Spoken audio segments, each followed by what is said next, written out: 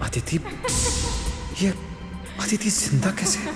नहीं, अदिति जिंदा नहीं हो सकती। जरूर मेरा भ्रम है।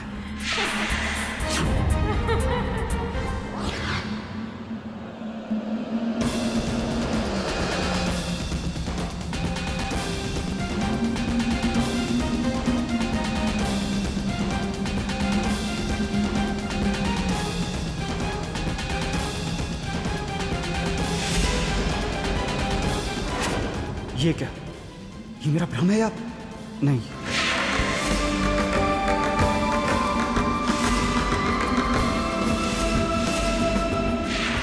ये तो बिल्कुल ऐसा लग रहा है जैसे सच में। पर ऐसा कैसे हो सकता है? कोई मरकर जिंदा कैसे हो सकता है?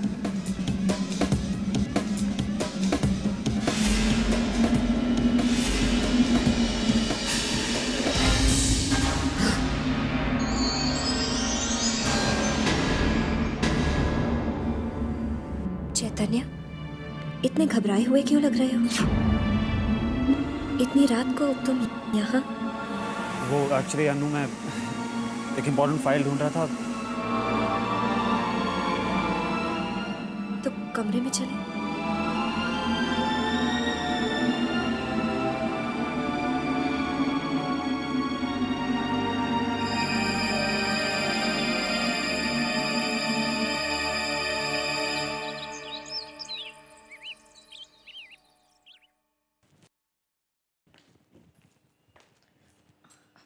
लच्छी, ये कैसे टूटा?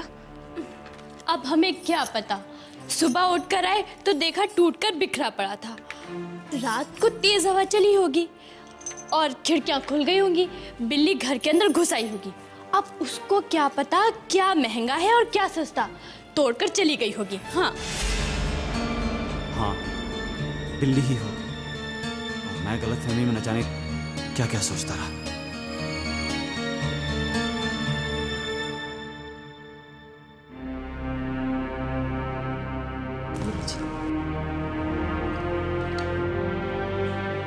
Thank you. अनुपमा के ससुराल हो आई, उसे खुश देख लिया, बस मन को बड़ी तसल्ली हो गई। अगर आप भी आ जाते तो। माया, मैंने कहा ना कि मैं उसके बारे में कुछ सुनना नहीं चाहता।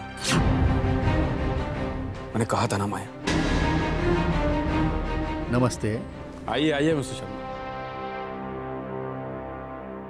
कहिए। जी सब पेपर्स रेडी हैं, आप इन पे साइन कर दीजिए। ओह हाँ,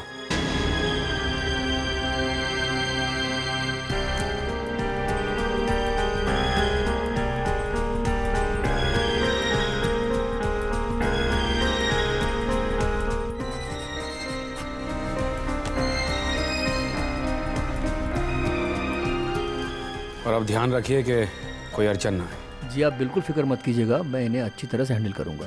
थैंक यू। Thanks sir.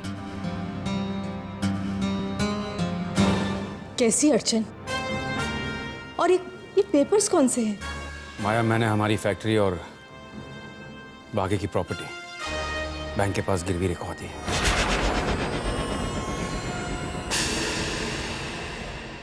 क्या? किरण के नाम पर जो हॉस्पिटल बन रहा था उसका काम रुक जाता नहीं तो। माया, मेरे सामने और कोई रास्ता नहीं था। आप ऐसा कैसे कर सकते हैं? अरे जो मर चुके सो मर चुके, अब जो जिंदा है उनकी जिंदगी क्यों दांव पे लगा रहे हैं आप?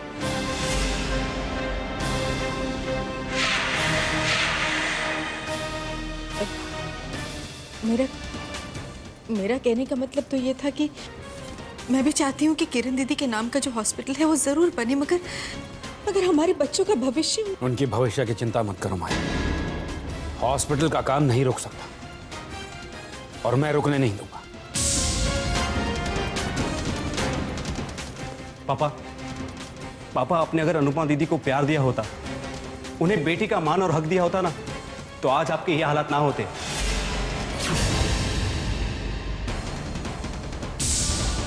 पापा कहते हैं ना कि जिस घर में लक्ष्मी का सम्मान नहीं होता वहां पर दरिद्रता और गरीबी का वास होता है। पापा, आपने अगर अपनी लक्ष्मी समान बेटी का सम्मान किया होता ना, तो आज हमारा भविष्य दांव पे नहीं लगता, दांव पे नहीं लगता, दांव पे नहीं लगता। आपको रातों रात बिजनेस में इतना लॉस नहीं होता और ना ही किरण माँ के नाम पर बनने वाले हॉस्पिटल का काम रुकता। वीर, तुम्हें अपने पापा से नहीं माँ, आज मुझे मत रोकिए। पापा, पापा अभी भी अपनी भूल का प्रायश्चित कर सकते हैं। एक बात, सिर्फ एक बार दिल से अनुपमा दीदी को अपनी बेटी मान लीजिए, उनके सर पर प्यार से आशीर्वाद का हाथ रख लीजिए। पापा फिर देखना, इस घर की सारी तकलीफें, सारे दुख दर्द दूर हो जाएंगे। बस, बड़ों को अकल सिखाने की कोशिश मत करो। लेकिन जब छोटे बड़ों को गलती करता देखे तो कैसे चुप रहे पापा? पापा, आपको किरण माँ के नाम पर बनने वाले हॉस्पिटल की इतनी चिंता, पर उनकी बेटी से इतनी नफरत, क्या ये सब देखकर किरण माँ की आत्मा रोती नहीं होगी? उन्हें दुख नहीं होता होगा? सोचिए पापा, सोचिए।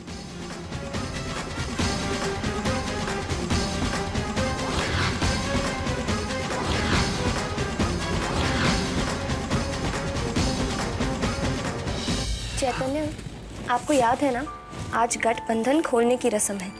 कैसे भूल सकता हूँ भाई, इसलिए तो आज आप इतना सवर रही हैं।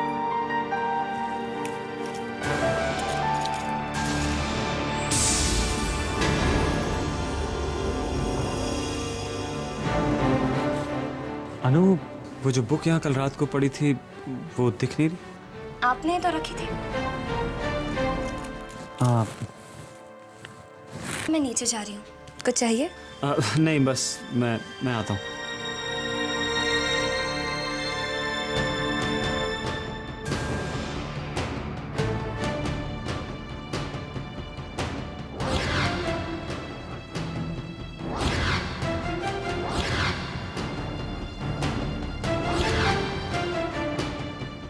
कहाँ गई? कल तक तो यहीं पड़ी थी। अनु कहती है उसने नहीं उठाई, कोई कमरे में भी नहीं आया, तो फिर किताब कहाँ जा सकती है? ये क्या हो रहा है?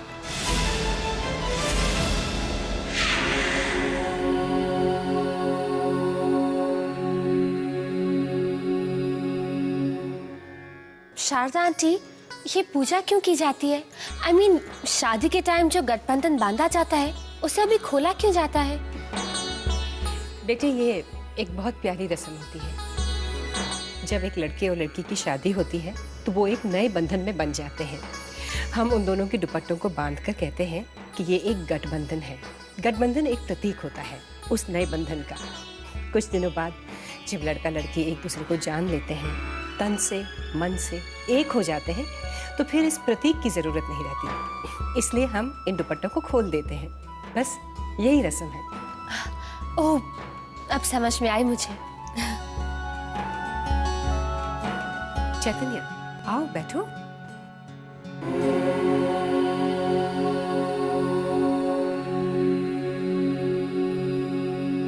सर्वमंगल मांगल्ये शिवे सर्वाधि साधिके शरण्ये त्र्यंबके गौरी नारायणी नमस्तुते। बेटी, अब तुम इस गठबंधन की गांठ को खोल दो।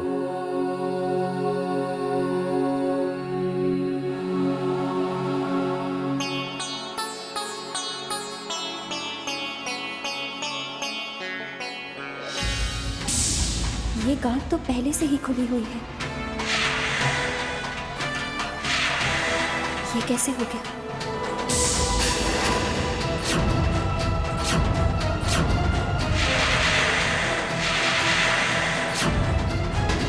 ये क्या? ये तो शुभ नहीं हुआ।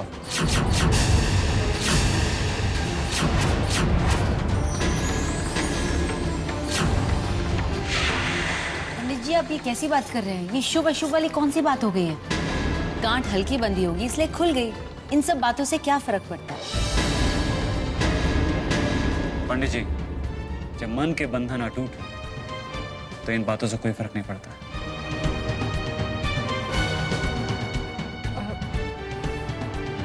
हाँ बेटी। हाँ, मैं भी बिल्कुल यही समझती हूँ, लेकिन थैंक गॉड इस वक्त नानी यहाँ नहीं है। क्योंकि अगर वो यहाँ होती ना, वो तो दीदी को लेकर शुरू हो जाती कि कितनी मनहूस है, अपशुगनी है, अशुभ है। उन्हें तो बस मौका चाहिए होता है ना अपना ये अशुभ पुराण शुरू करने के लिए।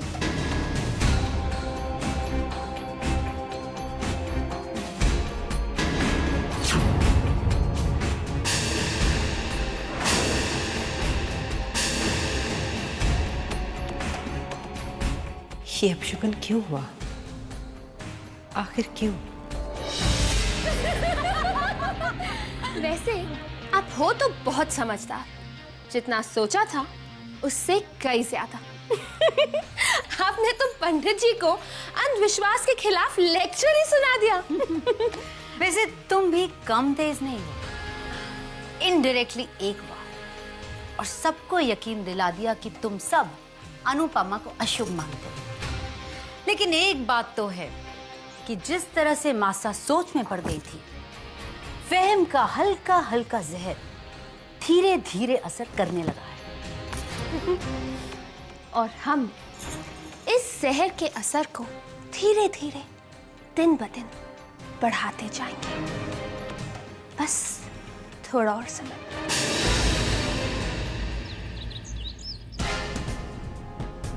पापा कहते हैं कि जिस घर में लक्ष्मी का सम्मान नहीं होता वहां पर दरिद्रता और गरीबी का वास होता है। पापा, आपने अगर अपनी लक्ष्मी समान बेटी का सम्मान किया होता तो आज हमारा भविष्य दांव पे नहीं लगा।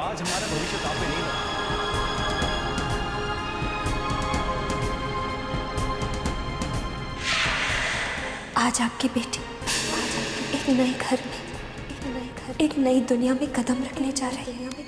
मुझे आशीर्वाद दीजिए, मुझे आशीर्वाद दीजिए।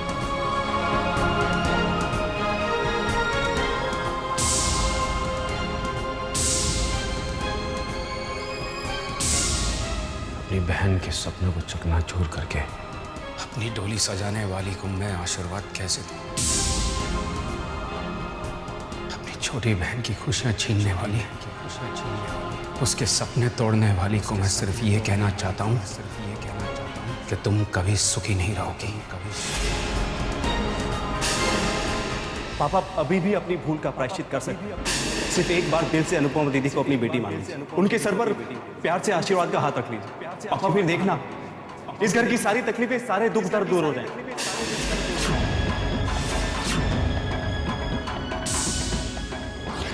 क्या हमारे बुरे दिनों का कारण मेरे दिल में अनुपमा के लिए बड़ी नफरत ही है? मेरा उसे बेटी ना मानना ही है? नहीं, मेरे दिल में अनुपमा के लिए कड़वाहट और नफरत कैसे खत्म हो सकती है? उसकी दुनिया में आते ही मैंने अपनी किरण को खो दिया, तो अनुपमा मेरे लिए शुभ कैसे हो सकती है? मेरी अपनी किस्मत का सबब कैसे बन सकती है? कैसे बन सकती है?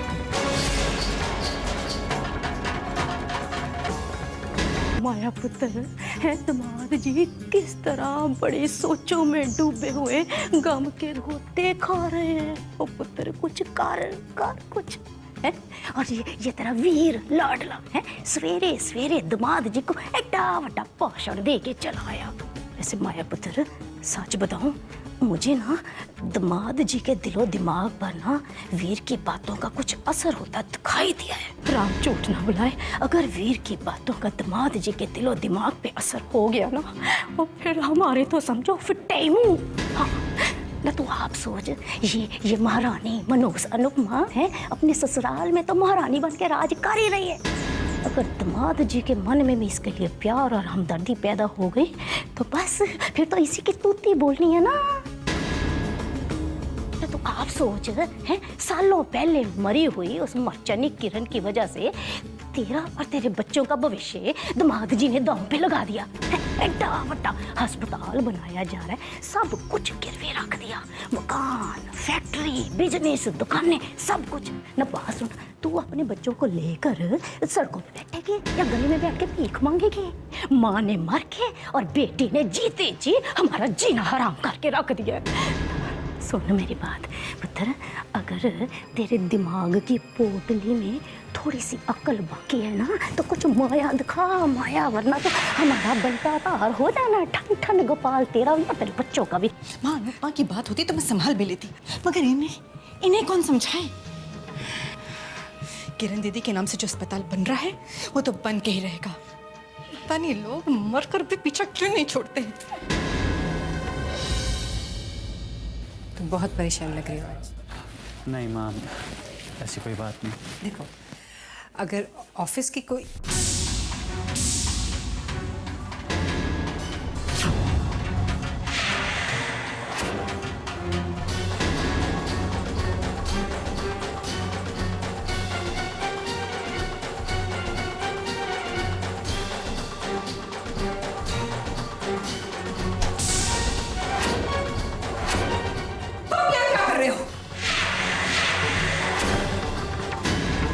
मैंने तुम्हें मना किया था इस ऑफिस में कदम रखने से। ये यहाँ क्या कर रहा है? मैंने तुझसे कहा था कि मेरी ऑफिस में कदम मत रखना। Get out. मॉम, जिस मनोज को आपने नौकरी से निकाला था वो इस कंपनी का मुलाजिम था,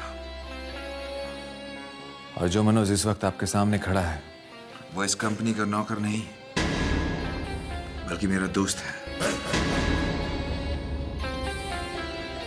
और इसे कंपनी से निकालने का हक आपको नहीं है मॉम।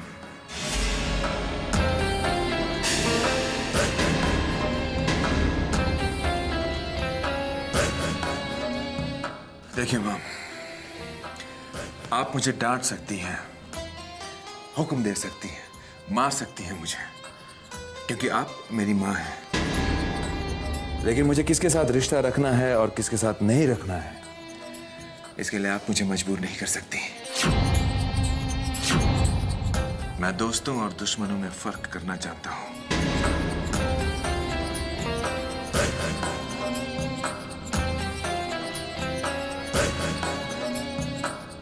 तुम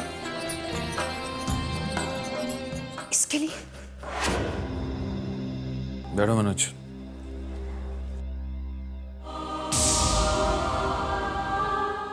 तुम इस माँ आइए।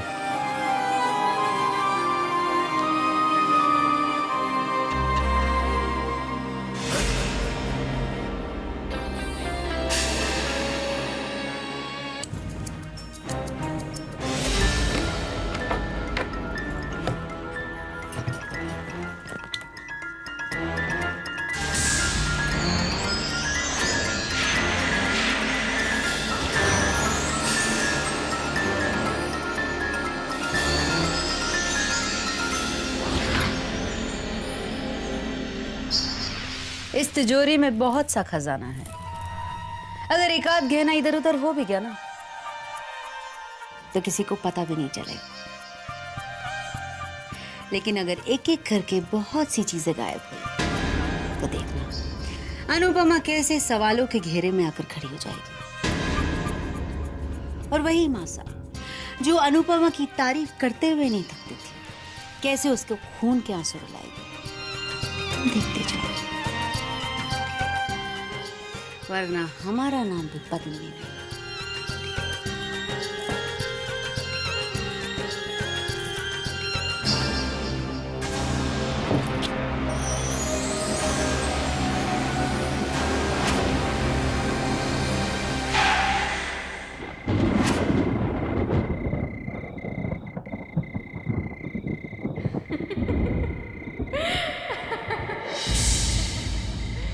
Ha ha ha!